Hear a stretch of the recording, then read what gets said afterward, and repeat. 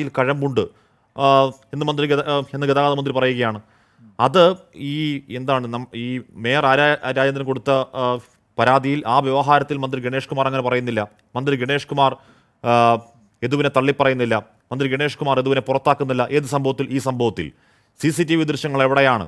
ഇവിടെ പട്ടം മുതൽ പ്ലാമൂട് വരെയുള്ള AI ക്യാമറകൾ എവിടെയും ഈ തെളിവുകൾ കണ്ടെത്താനുള്ള കഴിവ് പോലീസിനില്ലേ? ഏറ്റവും ഗോൾഡൻ തെളിവായി മെമ്മറി കാർഡ് നഷ്ടമാകാൻ അല്ല കാക്കാൻ KSRTCക്കും പോലീസിനും കഴിയില്ലേ എന്ന ചോദ്യങ്ങൾ ചോദിക്കണ്ടേ? അത് ചോദിക്കുന്നത് ഈ ഡ്രൈവറിനെ വെള്ളപൂശലാണോ ശ്രീത്? നിശ്ചയമായും അല്ല ശ്രീ ഹാഷ്മി. അത് ചോദിക്കേണ്ട ചോദ്യങ്ങളാണ്. കാരണം ഇതൊക്കെ തന്നെ സംവിധാനത്തിന്റെ ഭാഗമായിട്ട് ഒരു ഒഫൻസ് ഉണ്ടാകുന്ന സമയത്ത് ആദ്യമേ തന്നെ പോലീസ് കസ്റ്റഡിയിൽ എടുക്കേണ്ടുന്ന കാര്യമാണ്. നമ്മൾ തന്നെ ഇത് അറിയുന്നത് എങ്ങനെയാണ്? പിന്നീട് മാധ്യമങ്ങൾ റിപ്പോർട്ട് ചെയ്യുന്ന സമയത്താണ് ഒരു പരീക്ഷണാടിസ്ഥാനത്തിൽ കുറേയധികം ക്യാമറകൾ ഫിറ്റ് ചെയ്തിരിക്കുന്ന ബസ്സുകൾ ഉണ്ട് എന്നും യദു സർവീസ് നടത്തിയിരുന്ന ആ ഒരു ബസ്സിൽ ഇതേപോലെ 2-3 ക്യാമറകൾ ഉണ്ട് എന്നും ഒക്കെ പിന്നീട് മാധ്യമങ്ങൾ പറഞ്ഞൊക്കെയാണ് നമ്മൾ അറിയുന്നത്. ഇത് ആ സമയത്ത് തന്നെ അറിയേണ്ടതല്ലേ? പ്രാഥമികമായിട്ടുള്ള ഒരു ചെക്ക് ഉണ്ടാകേണ്ടതല്ലേ? ഈ ബസ്സിൽ ഇത്തരത്തിലുള്ള ക്യാമറകൾ ഘടിപ്പിച്ചിട്ടുണ്ടോ എന്ന് ആ സ്ഥലത്ത് എത്തുന്ന സമയത്ത് തന്നെ അത് പോലീസ് ചോദിക്കേണ്ടതല്ലേ? അപ്പൊ പോലീസിനെ സംബന്ധിച്ചിടത്തോളം അവര് ഇത് മറ്റ് പല വിഷയങ്ങളും എങ്ങനെയാണോ അതീവ ലാഘവ ബുദ്ധിയോടുകൂടി കൈകാര്യം ചെയ്യുന്നത്, ആ രീതിക്ക് തന്നെയാണ് ഇതിനെ കൈകാര്യം ചെയ്തിരിക്കുന്നത്.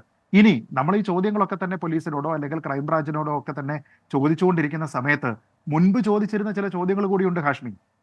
അതായത് കുറച്ചു കാലം മുമ്പ് പിൻവാതിൽ പ്രവേശനവുമായി ബന്ധപ്പെട്ട് മേയർ തന്നെ ഇവിടെ പാർട്ടിയുടെ നേതൃത്വത്തിന് ഇതേപോലെ ഒരു കത്തയച്ചു എന്ന രീതിയിലത്തേക്ക് ഒരു കത്ത് വന്നിരുന്നല്ലോ. അന്ന് ആ കത്ത് ഇതേപോലെ സർഫസ് ചെയ്തിരുന്നു. ആ കത്ത് അയച്ചിരിക്കുന്നത് ഞാനല്ല, അത് വ്യാജമായി നിർമ്മിച്ചിരിക്കുന്നതാണ്, അത് വ്യാജരേഖയാണ് എന്നൊക്കെ മേയർ പറയുകയും അതിന്റെ പേരിൽ പിന്നീട് FIR ഒക്കെ ഇട്ടിട്ട് ഒരു അന്വേഷണമൊക്കെ തുടങ്ങിയില്ലേ? അത് കഴിഞ്ഞിട്ട് ഇപ്പൊ എത്ര നാളായി? അത് തുടങ്ങിയിട്ട് 1.5 വർഷം.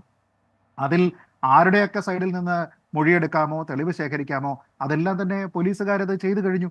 അതിനുശേഷം ഇപ്പോൾ 1.5 കൊല്ലമായി. അന്ന് CPM തീരുമാനിച്ചിരുന്നത് എന്താണ്? ആര്യ രാജിവെക്കേണ്ട, പോലീസ് അന്വേഷണം കഴിയുന്നത് വരെ മറ്റൊരു നടപടികളുമില്ല എന്നാണ്. ആ അന്വേഷണം ഇതിലേ പോവുകയാണ്. ഗണപതി കല്യാണം പോലെ നാളെ നാളെ നാളെ നാളെ എന്ന് പറഞ്ഞ് പോവുകയാണ്. കഴിഞ്ഞ കുറെ മാസങ്ങളായിട്ട് നമ്മൾ അതിനെപ്പറ്റി കേൾക്കുന്നു പോലുമില്ല. അപ്പൊ അത് അന്വേഷിക്കുന്ന കേരള പോലീസ് വീണ്ടും മറ്റൊരു കാര്യം കൂടി അന്വേഷിക്കാനായിട്ട് പോകുന്നു. ഈ പഴയ കേസിൽ ഒന്നുമല്ലെങ്കിലും അത് ഒരു അത്ഭുത പ്രവൃത്തി വഴി വന്നിരിക്കുന്നതാണ് എന്നെങ്കിലും പറഞ്ഞുകൊണ്ട്, ഒരു പാരാനോർമൽ ആക്ടിവിറ്റി ആയിട്ടെങ്കിലും പറഞ്ഞുകൊണ്ട് പോലീസ് അതൊന്ന് ക്ലോസ് ചെയ്യണ്ടേ? അല്ലെങ്കിൽ അത് പോലീസിന് നാണക്കേടല്ലേ?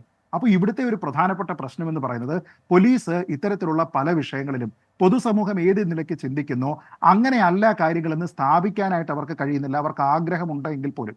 അപ്പൊ എന്ത് ചെയ്യുന്നു? ആ കത്തിനെ സംബന്ധിച്ച് പിന്നീട് യാതൊരു വിധത്തിലുള്ള വിവരം ഉണ്ടാകുന്നില്ല. ഈ മെമ്മറി കാർഡ് എന്ന് പറയുന്നതുമായി ബന്ധപ്പെട്ട അന്വേഷണവും ഇങ്ങനെ വഴിമുട്ടി നിൽക്കുകയാണ്.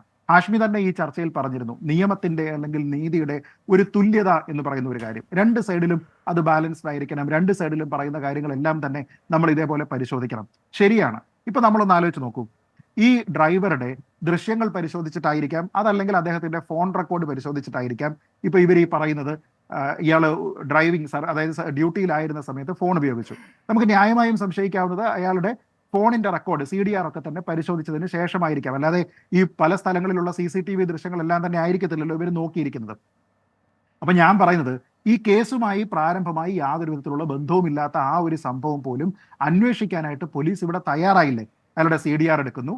ആ CDRൽ ആ സർവീസ് തുടങ്ങിയിരിക്കുന്ന സമയം മുതൽ ആ സർവീസിൽ ഈ പ്രശ്നം ഉണ്ടാകുന്ന സമയം വരെയുള്ള പല പല ഫോൺ കോളുകളുണ്ട്. അതിന്റെ എല്ലാം കൂടെ ടൈം ചേർത്തതിന് ശേഷം ഇപ്പോൾ 1 മണിക്കൂർ നേരം എന്ന് പറയുന്നു. അപ്പൊ ഇത് എന്തിനു വേണ്ടിയിട്ടാണ്? ഈ കേസുമായി പ്രത്യക്ഷമായിട്ടുള്ള ബന്ധമുള്ള കാര്യമല്ല, ഈ പറഞ്ഞിരിക്കുന്ന ആരോപണങ്ങളുമായി ബന്ധപ്പെട്ട കാര്യവുമല്ല. എന്നിട്ടും പോലീസ് അത് അന്വേഷിച്ചിരിക്കുന്നു. എന്തായിരിക്കും സ്വാഭാവിക നടപടി? അല്പം മുമ്പ് ശ്രീ ഹാഷ്മി തന്നെ പറഞ്ഞതുപോലെ അയാളെ സർവീസിൽ നിന്ന് പുറത്താക്കുക. ഞാൻ ചോദിക്കട്ടെ, ഇത് ഒരു തുല്യനീതി എന്ന് പറയുന്ന ഒരു സംഭവം ഇവിടെ ആപ്ലിക്കബിൾ ആണ് എങ്കിൽ, ഈ KSRTCയിൽ സർവീസ് നടത്തുന്ന സമയത്ത് ഒരു ഡ്രൈവർ ഫോണിലാണ് എങ്കിൽ കുറേയധികം ആൾക്കാരുടെ ജീവൻ റിസ്ക് ചെയ്യുന്ന പരിപാടിയാണല്ലോ. ആ ബസ്സിലുള്ള, മറ്റ് പൊതുനിരത്തിലുള്ള, മറ്റു വാഹനങ്ങളിലുള്ള, ഈ സൈഡിൽ തന്നെ നിൽക്കുന്ന പാവപ്പെട്ട ആൾക്കാർ തുടങ്ങിയ ആൾക്കാർക്കെല്ലാം തന്നെ ബുദ്ധിമുട്ടുണ്ടാക്കുന്ന കാര്യമാണ്. ഇത് യദുവിന് മാത്രം മതിയോ? മറ്റുള്ള അസംഖ്യം KSRTC ബസ്സുകൾ ഇവിടെ യാത്ര ചെയ്യുമ്പോൾ ആ ബസ്സുകളിലുള്ള ഡ്രൈവർമാരും ഡ്യൂട്ടി സമയത്ത് ഇത് ചെയ്തിട്ടുണ്ടോ എന്നുള്ളത് കൂടി പരിശോധിക്കപ്പെടേണ്ടതല്ലേ? അപ്പൊ യദു എന്ന് പറയുന്ന ഒരാളിനെ മാത്രം നിങ്ങൾ സിംഗിൾ ഔട്ട് ചെയ്തതിനു ശേഷം, അദ്ദേഹത്തിന്റെ മാത്രം കോൾ റെക്കോർഡുകൾ നിങ്ങൾ എടുത്തതിന് ശേഷം, അയാൾ ഡ്യൂട്ടി സമയത്ത് ഇത് ചെയ്തു എന്ന് പറഞ്ഞു കഴിഞ്ഞാൽ അദ്ദേഹത്തിനെ പുറത്താക്കാൻ ഇപ്പോൾ മതിയായ ഒരു കാരണം ഇല്ല എങ്കിൽ പുറത്താക്കാനുള്ള ഒരു കാരണം എന്ന നിലയ്ക്കല്ലേ കരുതുകയുള്ളൂ. അല്ലാതെ ഒരാളിന് മാത്രം ഒരു ഡിപ്പാർട്ട്മെന്റ് ഒരു തരത്തിലുള്ള അന്വേഷണം നോക്കിയതിനു ശേഷം അയാൾക്കെതിരെ മാത്രം നിലപാടെടുക്കുന്നു എന്ന രീതിയിലത്തേക്ക് നമുക്ക് വരാൻ കഴിയുമോ? ഇപ്പൊ രണ്ടാമത്തെ പ്രശ്നം, കേസുകളുള്ള സമയത്ത് നമ്മളിവിടെ വളരെ ഗുരുതരമായിട്ടുള്ള പല കേസുകളും ഇയാൾക്കുണ്ട് എന്ന് പറയുന്നു. പക്ഷേ ഈ കേസുകൾ ഉള്ളപ്പോൾ പോലും ചട്ടപ്രകാരം എന്തെങ്കിലും ഒരു നടപടി ഉണ്ടാകണമല്ലോ. നിങ്ങൾക്കെതിരെ ഗുരുതരമായിട്ടുള്ള കേസ് അല്ലെങ്കിൽ സ്ത്രീകൾ നൽകിയിരിക്കുന്ന പരാതി തുടങ്ങിയ കാര്യങ്ങളുമായി ബന്ധപ്പെട്ട് ഡിപ്പാർട്ട്മെന്റ് തലമായിട്ടുള്ള ഒരു അന്വേഷണമോ നടപടിയോ ഒക്കെ ഈ KSRTCയുടെ ഭാഗത്ത് നിന്ന് ഉണ്ടായിട്ടുണ്ടോ? ഇല്ല. അപ്പൊ എന്ന് വെച്ച് കഴിഞ്ഞാൽ നിങ്ങൾ എന്തോ വലിയ കൊള്ളരുതാത്തവനാണ്, ഇയാൾ ഈ ലോകത്തിലെ ഏറ്റവും വലിയ അധമനാണ് എന്ന രീതിയിലത്തേക്കുള്ള നറേറ്റീവ് ഒരു ഭാഗത്ത് പറയുകയും അതേസമയത്ത് നിങ്ങളുടെ തന്നെ സംവിധാനം ഇയാൾക്കെതിരെ യാതൊരു വിധത്തിലുള്ള നടപടിയും എടുക്കുന്നില്ല. ഇപ്പൊ ഞാൻ ചോദിക്കട്ടെ, ഇങ്ങനെ ഫോണിൽ 1 മണിക്കൂർ നേരം വളരെ റിസ്ക് ചെയ്തുകൊണ്ട് ഇയാൾ സംസാരിച്ചു എന്ന രീതിയിലത്തേക്കുള്ള ഒരു കാരണം തന്നെ നമ്മൾ അറിയുന്നത് എന്തുകൊണ്ടാണ്? ആര്യ രാജേന്ദ്രന്റെ വാഹനം ആ ബസ്സിന് കുറുക്ക് വെച്ചത് കൊണ്ടാണ്. അതുമായി ബന്ധപ്പെട്ട് തർക്കമുണ്ടായത് കൊണ്ടാണ്. യദു അവിടെ പോയി ഒരു കൗണ്ടർ പരാതി കൊടുത്തത് കൊണ്ടാണ്, അല്ലേ? അതല്ലായിരുന്നുവെങ്കിലോ? അപ്പൊ ഞാൻ ചോദിക്കുന്നത്, ഇങ്ങനെ ആരോപിച്ചിട്ടില്ല എങ്കിൽ മുൻ സർവീസുകളിൽ ഇത് നടന്നിട്ടുണ്ടോ? KSRTCയിലെ എത്ര ഡ്രൈവർമാർ ഇത് ചെയ്തിട്ടുണ്ട്? ഈ തുടങ്ങിയ കാര്യങ്ങൾ കൂടി നോക്കേണ്ടേ? അപ്പൊ എന്ന് പറഞ്ഞാൽ ഇതിൽ പൊതുവെ ശുദ്ധീകരിക്കാനോ ആൾക്കാരുടെ സേഫ്റ്റിയെ പരിഗണിച്ചുകൊണ്ടോ ഉള്ള ഒരു നടപടിയായിട്ട് പൊതുസമൂഹത്തിന് ബോധ്യമാകുന്നില്ല.